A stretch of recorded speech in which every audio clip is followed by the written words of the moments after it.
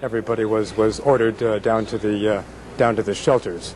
Thank you very much, Bob Simon in Dhahran, where the air raid sirens have ceased, where people are now coming out of the bunkers where they went as a precaution, and apparently there was no raid on Dhahran. Let's go to Lucy Spiegel, CBS News reporter and producer in the Saudi Arabian capital of Riyadh. Lucy, what's the situation there? Dan, even as we speak, the air raid siren is sounding once again here. This is the second one we've had this evening. It has been ringing for about the last 90 seconds. We had a period of about 20-25 minutes in between the warnings. Lucy, if you can, put the receiver up as close as you can to the sound, and let's see if we can hear the air raid siren. Walking over to it now, Dan.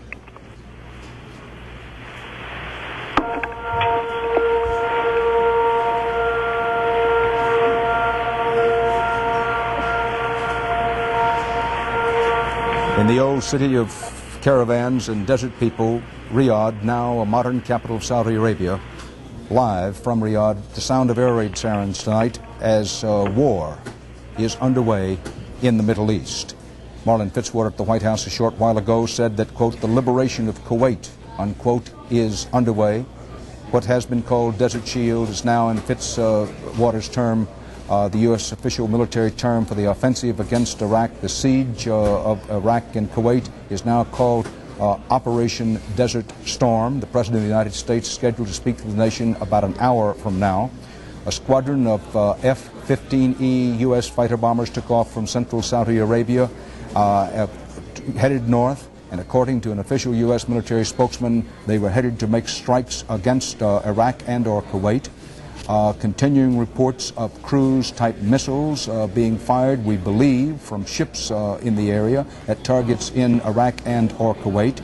Reports of gunfire around Baghdad, none in Baghdad itself. Those early reports now are that the gunfire in and around Baghdad, at our last contact with Baghdad, that they expect that to happen in the opening hours, and I think that this president and what we've learned here in the last couple of days, they didn't want to kill tens of thousands of Iraqi soldiers if they could decapitate the leadership of the country, which is the primary goal. Fred, is this an all-American Air Force, or are there British planes up there as well, and what about the Saudi fighters? We are told that there are 200 to 300 Saudi fighters who had targets, sorties that they would have to go after. We are told that the British were also involved in the initial air attack. We do not know about the French, but we were told earlier in this week, when all was said and done, the French would fight. And but we're going to have to wait and see on that.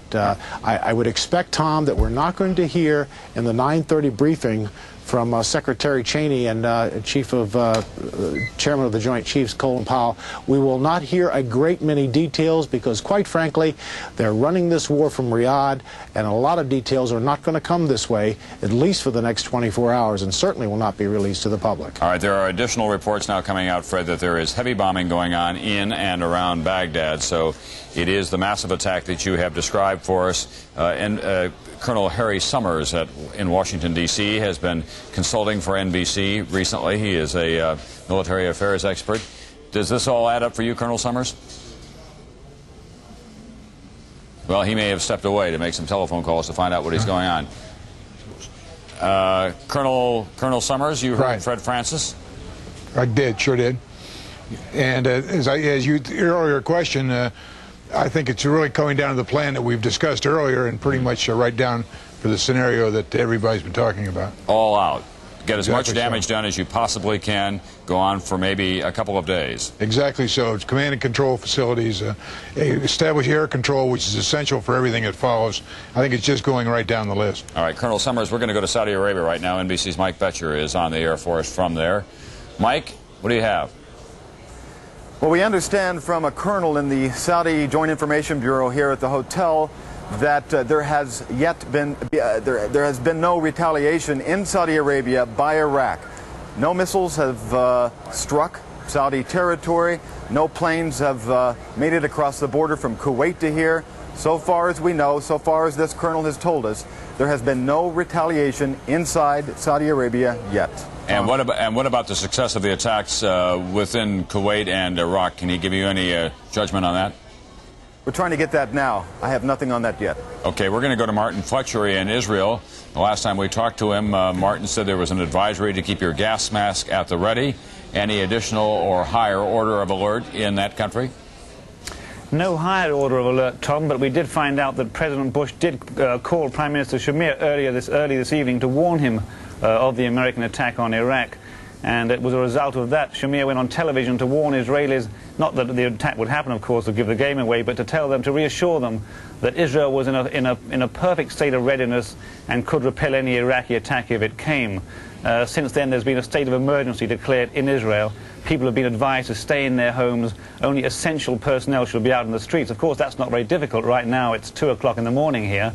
But at dawn, that's about 5 hours away here in Israel. That's the time span for which Israel is preparing to see whether or not Iraqi missiles land in Israel. That's the time, 5 hours, it takes to arm Iraqi warheads in western Iraq. So if no missiles have landed by daybreak in Israel, it looks like Israel will be out of the war. And Martin Fletcher, can we assume that Israeli jet fighters have been scrambled tonight, that they have additional heavy air security underway now? Well, it's certainly a fair assumption, Tom, but I haven't heard that yet. But it's certainly the way Israelis operate. They've had pilots rotating in cockpits on the ground for about a week now. Permanently, they can scramble their planes within 30 seconds. They've had electronic observation planes and fighter planes permanently in the air. It's certainly a safe bet that they've increased the numbers of planes in the air ready to intercept Iraqi fighters or bombers. But as I say, we have no news of it yet. An army briefing is expected momentarily.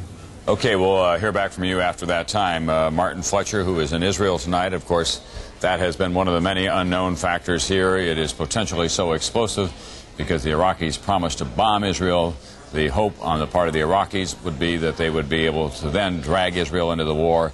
That would set off a backfire of reaction on the part of the Arab masses. It would be very hard for, say, Egyptian President Mubarak, as closely tied as he is to the United States, to hold his people on the line. We don't know what happened to Hafez al-Assad of Syria under those circumstances. At the Defense Department, Fred Francis. Fred? Well, Tom, NBC News correspondent Catherine Kirk has been working the halls of the Pentagon for the past hour and a half, and a senior Pentagon official has told her just recently that the prime target that this building had for many, many months and had promised Israel that they would take out those Scud missile sites in southwestern Iraq.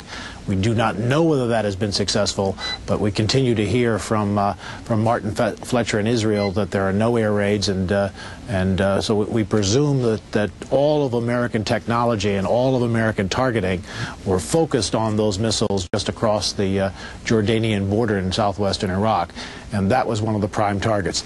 Catherine Kirk also reports that all of the other targets in Kuwait, the command and control sites, as well as the mobile Scud missiles, the ones in southwestern Iraq were fixed launchers.